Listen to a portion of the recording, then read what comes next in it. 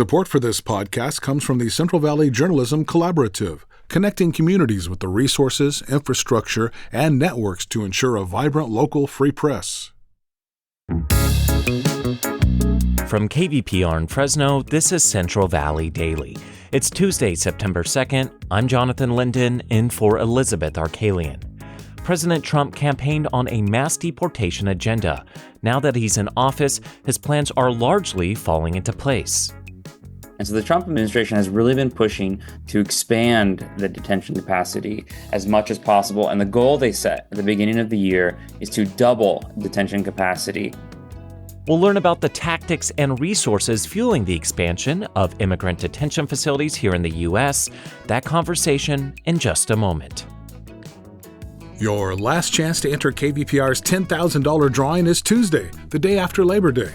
Tickets are limited to 800 sold. The grand prize is $10,000. Don't miss out. Less than 100 tickets remain. Call to enter at 559-275-8989. And now to our feature story.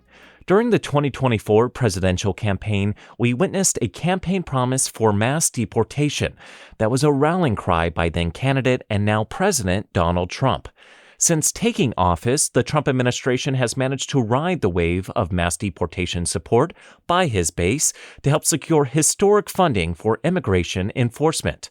But to carry out this massive promise, the administration has had to look at where to hold migrants it seeks to deport. Doug MacMillan is a reporter with The Washington Post. He recently obtained records that show just how the administration is looking to expand Immigration and Customs Enforcement, or ICE, detention facilities here in California and across the country. Doug recently joined me to discuss his reporting and started by telling me what the country's existing immigration detention facility capacity was before Trump took office for a second time. So when President Trump was sworn into office at the beginning of this year, the U.S. already commanded the largest detention system for immigrants in the whole world. We had the capacity for holding close to 50,000 immigrants. These are facilities all over the country, but primarily concentrated in 4 states: Texas, California, Louisiana, and Georgia. So what's happened with Trump's immigration agenda and immigration crackdown is that the growing numbers of arrests, people who are going to be held in these places, is resulting in overcrowding conditions. A lot of these places have gotten overcrowded. And so the Trump administration has really been pushing to expand the detention capacity as much as possible. And the goal they set at the beginning of the year is to double detention capacity.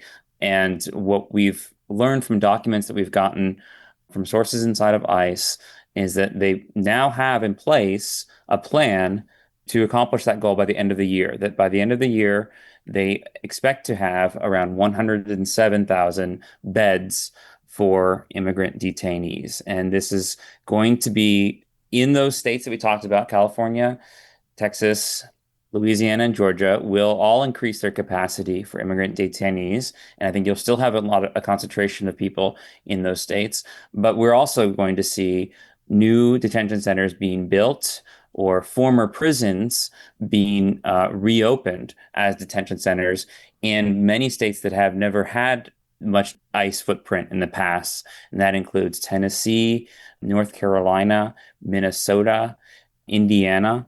And I think what the administration is hoping is that having more kind of geographic diversity and just more space to hold these people will allow them to increase their numbers all around the country, that they will no longer be constrained by the system of detention beds that they have, or if they don't have as many places in the West, they're going to open several new facilities in and around Colorado and New Mexico and California, and that's going to increase the number of arrests that they can ultimately make in those areas. And is there necessarily any difference between like an ICE detention facility and, let's say, maybe a local jail or like a state prison? So in theory, there is supposed to be a big difference, which is that people who have crossed in the border and that's the only thing that they are accused of doing are not supposed to be held in any kind of criminal detention. So ICE detention is merely supposed to be holding people so that we can make sure that they are going to their immigration proceedings and that their case is being worked, and that the place that they're being held is not supposed to be any kind of form of punishment. That has been the case in the past.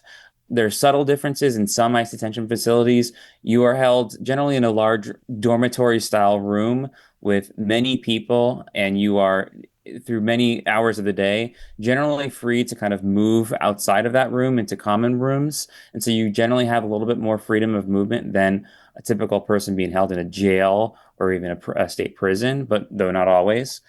But what we've seen with this administration is there definitely is an interest in projecting the idea publicly that ICE detention is punishment and that they want it to look as bad as possible so that people are deterred from coming into this country illegally, and that people may even volunteer to voluntarily deport themselves because they do not want to end up in ICE detention. And we're seeing that with this rollout of detention plans. You have these kind of makeshift tent facilities like the one that we saw Florida build in the Everglades, and holding people in, very kind of questionable conditions, holding people in essentially cages in a tent in the Everglades swamp.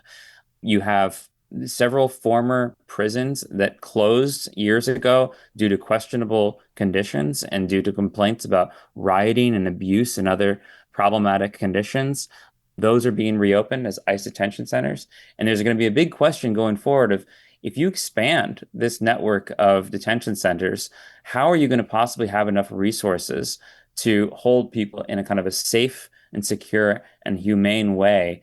Because, already in the past, we've seen a number of problems with that. And now we're just going to kind of double the country's ability to do that. Constructing these facilities and then holding people in them is going to be pretty expensive for the country and for taxpayers. Do we know how the government is paying for this? Yeah, so Congress has passed a funding bill the one big beautiful bill that essentially sets aside a huge historic amount of funding for ICE to do its mission generally, but also specifically for ICE to expand detention. So the amount that they got for detention over the next 5 years is $45 billion. And to put that in perspective, it's 3 times the budget that ICE normally spends on detention. Wow. And this amount is equivalent to more than the amount that Presidents Obama, Biden, and the first Trump administration spent on detention in all of their administrations combined. Wow, so a big difference. And so these facilities may be under the umbrella of the federal government, but I believe a lot of them are operated by private companies. Can you talk about the implications of having private companies running government detention facilities? Yeah, so for the past 2 decades, ICE has really come to rely on these private prison companies to carry out a large portion of its mission, including holding close to 90% of the country's immigrant detainees now. Some people are sent to local county jails or government-run facilities, but the vast majority of ICE detainees are in these private prisons and places that are operated by private companies. And the most immediate implication of that is these are companies that are their number one goal is not to help the government meet its mission. The number one goal is to make money for their shareholders. So over the years, we have seen that goal come into tension with the ability of these companies to hold detainees in a safe and secure way. And there have been a number of lawsuits, a number of federal investigations into the conditions of living at these places. And people in the past and this year, especially now, we've seen a lot of complaints of people alleging that there's not enough supplies or room for them. And the other thing that has concerned advocates for immigrants this year is that there's very little visibility into what these conditions are. The Trump administration has eliminated 2 of the independent oversight bodies that previously were responsible for going in, investigating complaints, and making sure, inspecting these places, and making sure that they are meeting the government standards. Well, now those bodies do not exist anymore. It's a question whether or not that work is still being done. The Department of Homeland Security says that they are continuing to do inspections and they are continuing to try to hold these private prisons accountable. But, from the reports that we've heard on the ground in a lot of these places, is that the living conditions have not held up into the standards of what the government has set in the past as this is the most humane way, and these are the conditions and the standards that you need to keep people. And the reports that we've gotten from families of detainees, from lawyers who go to visit some of these detainees, is that those conditions may be deteriorating as the government expands this operation more and more and more and is bringing more people into the system by the day. Do we know who the prominent companies are that are operating these facilities? Yeah, so there's primarily two companies are the leaders in this field. One's called Geo Group. It's based in Florida, and the other one is called Core Civic. It's based in Tennessee. And their background is primarily in private prisons. I want to note that Geo Group operates the already existing Golden State Annex ICE facility in McFarland, and CoreCivic is in the process of helping open a detention facility in California City. Both of those are in Kern County. But this California City location, you actually highlighted it in your recent report. What do we know about it so far? So this California City facility is owned by Core Civic, and ICE wants to open this facility as soon as possible. We have the internal ICE roadmap for their plans of, which facilities are the highest priority around the country, and this is among the highest priorities. They actually had been targeting August for the opening of this facility. We know that they want to hold up to 2,000 people there, which would make it, I believe, the largest ICE detention center in the state of California. And we also know that there is pretty fierce local opposition to the opening of this facility. And I spoke with some of those activists who said that, that they're concerned about what it means for their community to bring a major new ICE facility there. I think what we're seeing there is, what we've seen in many places around the country where ICE is bringing these detention centers is like there's a debate among a lot of communities about many of them are apprehensive about the morality of hosting an ICE detention center and kind of being part of this network of holding immigrants who are being rounded up by the Trump administration, and many of them are being deported.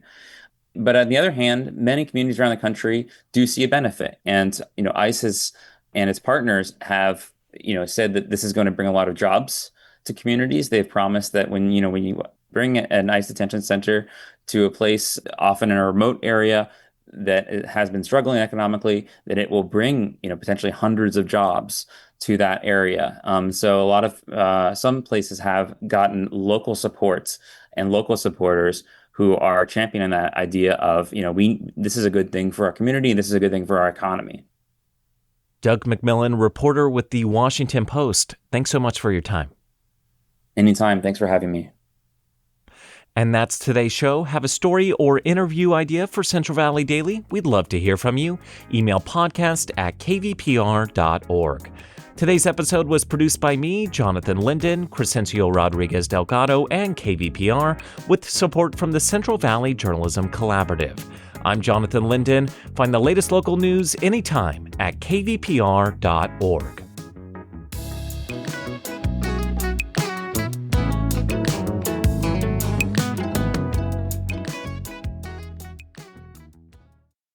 It's rare to find a podcast that can actually change your life. But when the show's called Life Kit, that's kind of the whole point. I'm Mariel Segarra. 3 times a week on the Life Kit podcast, we guide you through a topic we could all use help with, from personal development to healthy living to managing your dinero, with takeaways so you can start living what you learn right away. Escucha el Life Kit podcast from NPR.